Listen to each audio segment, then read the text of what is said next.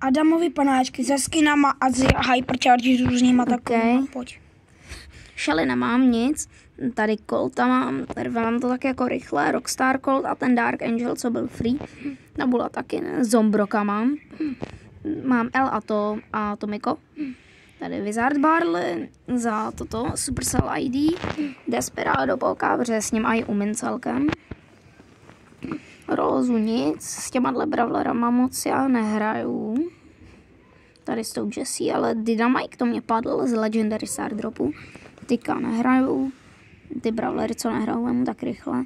Cupcake Daryl, toho jsem si koupil. To má podle mě, toho má i můj brácha dokonce, takže jako je docela hezký.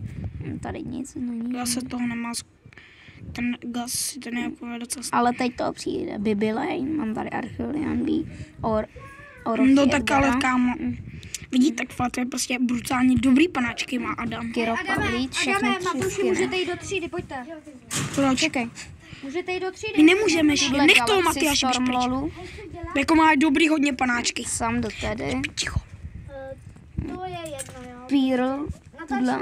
OK, kámo, mám. Rock Billy Mortis, Staru, Butterfly, Lákejte ho klidně. Zrovna tady Low, Kabocha, Ten Fang, Fang, ty vole, on má dobrý, ty Fangy, on má, no. Janetu to nemá. Tady nic, tady Dead. No, mám oba dva, kde? Jo, mám taky podle mě něco i na ně. Tady A Dog, kámo, ten má tenhle, skin Draco, hezký takovej. Rosie Charlie, Grouch Mika, Dark Lord Spike, Pyro Spike, Mask Spike, To nevadí, že musíme mít. Crow a to má. Lantern Sandy, Beetle Mac, Dice Urge, Cordeliuse a všechny kity mám. On má, protože on je na konci. Takže takhle končí naše video. Adamovi panáčky, ty jsou podle mě dobrý.